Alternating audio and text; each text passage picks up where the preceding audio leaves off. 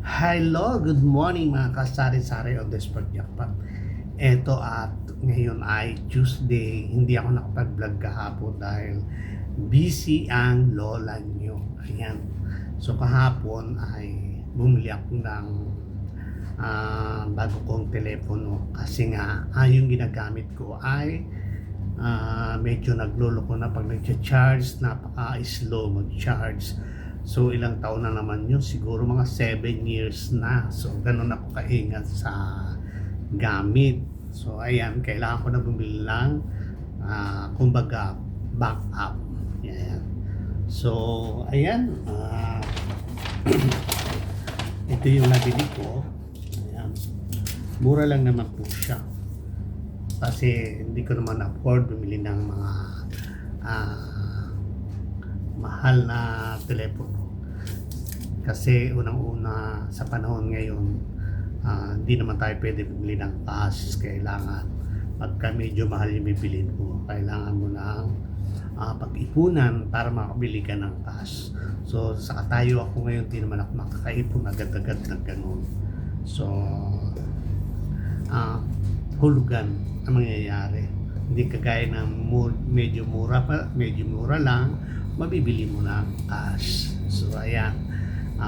Tsaka hindi naman po ako maluho sa buhay. Napakahirap po ang kagaya ko na ngayon yung kumbaga isinilang naman tayo na sa panahon ko. Sinilang tayo ng mga walang gadget. Ayan, hindi kagaya ngayon ng mga bata. Ang tatalino nila sa mga gadget. Kasi pag silag pa lang nila may mga ganito na. Hindi kagaya ng panahon namin na wala. So kami ay humahabol lang. Ayan, kumbaga. So ngayon ako ay may paso. Ayan. At ito nga, yung tinatry ko na nga dito sa bago kong tawagan niya ang aking pagbibideo for today. Ayan, mga kasari-sari on the Spot Jackpot. Tayo ay magluluto na ng ating baon sa pagpasok ngayon. Kakagising ko lang po. Napakalino ng camera, walang kadaya-daya. Kung gaano karami yung wrinkles ko at gaano karami yung pekas ko sa mukha ay kuhang-kuha sa aking camera. So ayan, sabi ng pamangkin ko, Tito ba't di ka bumili ng medyo sabi ko ay saka na kasi wala pang pera ang tito mo. So ang gawin mo na lang, pag-ipunan mo, ibili mo si tito mo. So magluluto po tayo ngayon ng ating ulam at tayo ay pupunta na sa kusina. So ayan, punta tayo ng kusina. Ayan. At napakakalat ko. Magluto. Ulam. So, ihanda ko lang po. So ayan, ang lulutuin natin ngayon ay pakbet. Ayan, meron akong kalibasa. Hahalo ko lang siya nabibili ako ng lechong kawali kahapon. At ihahalo ko sa isang gulay. Ayan. So, ayan ang ating ihahalo. Ayan. Tapos, magpiprito tayo ng isda. Tangigi. Ano po ito? Nakamarinate na. So, ayan ang ating ulam for today. Tapos ay ang ihahalo ko pang gulay ay ayan, binabad ko na ang sitaw at talong para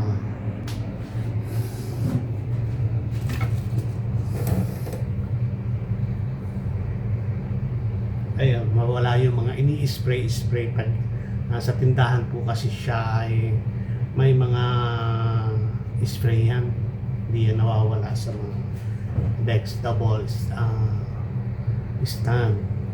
So kailangan natin ng ibabad siya bago natin i-prepare lutuin. Doble hugas po at para sa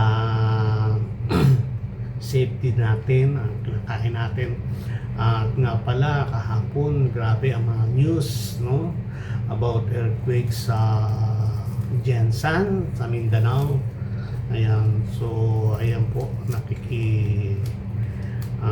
ramay ako sa panalangin na lang kasi wala naman tayong pondo para tumulong sa mga nasalanta ng lindol. Ayan, salamat din at marami ang mga tumutulong. Ayan, so ayan, talagang nakakalungkot po talaga yung ating bansa ay parang sa obserbasyon ko parang hindi tayo masyadong handa. Yung mga instruktura natin ay parang hindi preferred sa malalakas na lindol kasi mostly ay marami ang na-damage. So dapat talaga quality na paggagawa ng mga gusali. Huwag nating haluan ng mga substandard na materyales kasi maraming buhay ang nasa sakripisyo pag dinadatnan tayo ng ganyang kalamidad. Ayan, at ako po ay mag-umpisa ng mag-prepare ng aking lulutuin, mga kasari-sari on the spot champat. Samahan niyo ako po today. Ayan, pasensya na kayo sa akin at kulang pa sa energy pag umaga. Ayan, nakatoothbrush pa lang ang inyong lola. So ayan po. O yan, maghimay na ako ng sitaw at saka ng ating ampalaya. Bali, gigsa lang po siya kasi parang pakbet version. Ayan. Habang hinihimay ko siya, yung pinuputol-putol ko siya, konting kwento-kwentuhan lang. Ayan. So umaga, ayan, kalimitan tamad pa magsalita ang mga tao, lalo na yung mga na umiidad na. Parang pag may nagtatanong, naiinis, ganun. Ay nako, malalaman nyo yan mga kabataan ngayon pag kayo ay na tumutungtong na sa mga kagaya kong idaran ko. Yun yung iba kong ang tawag dito, yung iba kong kasamahan ang tawag mga kabats, iyon na tawag, mga kasabayan. Talagang merong mga nagmumurang kamyas pa, meron naman talagang looking old na. Ayan, may mga panotchi na yung mga buhok, kagaya ko, malaki na yung airport ko. Tapos dito sa likod may ginagawa na ring airport. Ayun. So tatanggapin naman natin yan. Ang mahalaga, tayo ay makagawa ng mabuti habang tayo ay nasa kalakasan pa ng katawan. Ayan. Kaya yung mga gumagawa ng masama, iwasan na natin. Ayan. Para masarap mabuhay. Ayan. Hindi ko ilalahat kasi masasayang lang pag inilahat ko. Ang hirap. So ayan, tinati ko lang siya. Ito lang yung iluluto ko. Ayan. Para magamit natin sa iba. Hindi naman ito masasayang. Masasayang kung lulutuin natin ng marami. Tapos walang kakain. So ayan, update ko na lang po kayo mamaya at masyado kayo mag-boring. So ayan, at matatapos na po ako. Tinatanggalan ko lang ng buto itong palaya bago ko gayatin. Ayan. Ginagamitan ko ng kutsara. Ayan siya. So ito na yung aking nagaya. Marami rin, diba? Pag nagsama-sama sila. So ayan, sa mga hindi kumakain ng gulay, kumain po kayo ng gulay. Kailangan natin kumain ng gulay kahit hindi natin paborito, dahil Kailangan ng katawan natin siya. Hindi, kahit hindi nyo paborito, isipin nyo na lang, paborito ko to. Ayan. Pikit-pikit na lang. Ayan. Malakas-lakas kong maggaya. So, ayan. At tayo ay nakagayat na. Hindi pa. May sitaw, may kalubasa. Ayan. Healthy food. Ayan. Tayo ay gagayat na ricado. Sibuyas, bawang lang, tsaka kamatis. So, ano ba? Nasaan ba yung aking mga ricado? Kamatis ako po dito.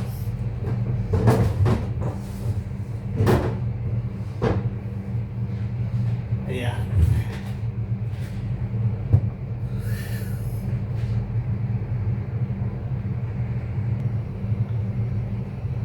Ayan, habang nagagayat ako, belated happy birthday sa aking pamangkin na si Mariel Eliasar. Ayan, belated happy birthday sa aking pamangkin. Ayan, at kay Jam Jam, si Cham Jam. Ayan, ang aking anak ng kapatid kong bunso. So ayan, belated happy birthday sa inyo at sa mga magbe-birthday pa. Ayan. Lugi naman ako kasi hindi naman ako nakakasikip ng mga handa-handa nyo. Invited lagi ako. Punta ka dito, pero ayan, malayo ako, dito ako. So, walang ganap mag-ano. So, ayan, nakapagayat ako ng ricado. Mayroon ditong garlic at saka onion at tomato. So magluto na po tayo niyan. Ang walang ka-energy pag umaga. At nakasalang na rin ang aking pritong palang at tanghili. So ilagay na natin ang bawang. Bawang natin.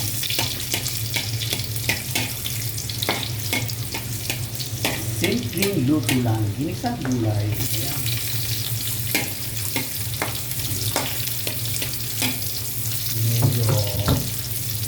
Papulay lang natin yan. Ayan, lagyan natin ng kaunting black pepper powder. Kaunti lang. Mahilig ko talaga ako sa paminta. Tapos lagyan na natin ang ating kamatis. Ilagay lang natin. Ilagay na natin ang lechon. Ayan. Lechon kawali. Isa lang natin.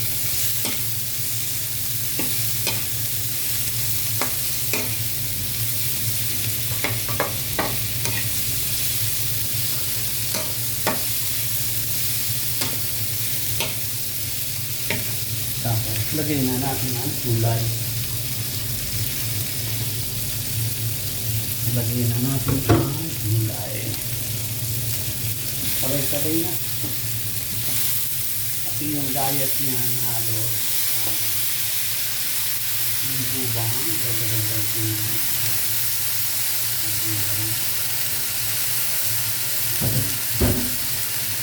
Haluin natin.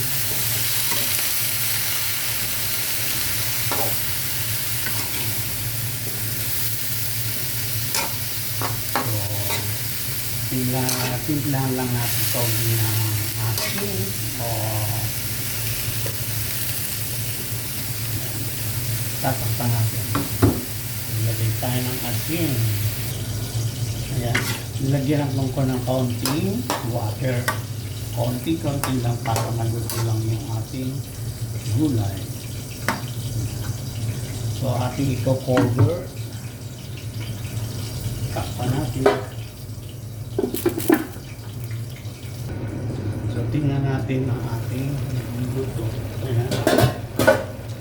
Puno na siya na ating baliktarin. Huwag lang yung halo na halo. Baliktar lang. So, smooth lang yung pagkakabalik.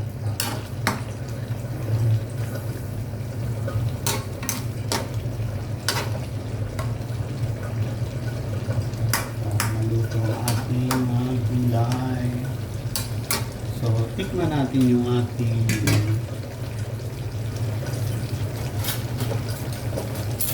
sabaw kung ano na. Okay. Lagyan natin ng kaunting betchin para sa ating pampalasa.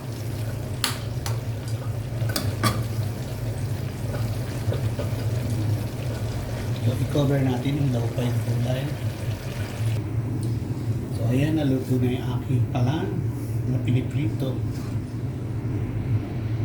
Sige nga, try natin. Oh, ito na ang ating kulay. Malapit na siya maluto. Ilang segundo na lang. Actually, hindi naman ako mahilig sa gulay na masyadong labog. Yung malata. Mga gusto ko medyo half-cook siya. Pero hindi naman ang tawag dito. Luto, pero hindi naman labog. Yun, hindi ko sabihin. Try ko nga. Pwede na siya. Takpan ko lang siya.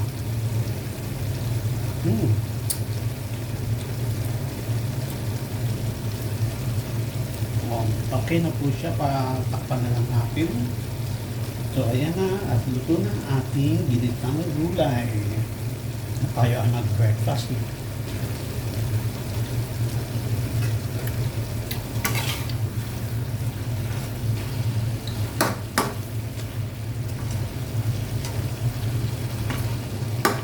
Okay na to.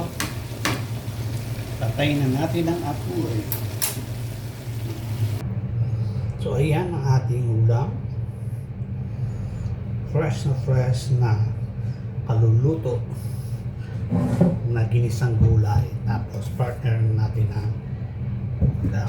Tapos meron ako dito kanin. So ano pa? Almusal na bago maligo. Ayan.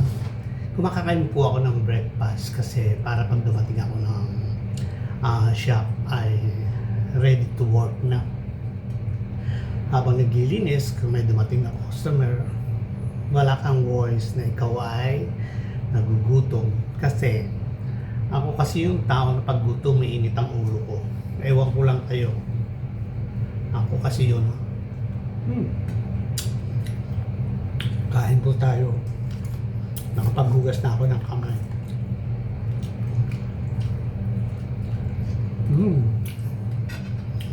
Enjoy ko lang po yung food. Ayan.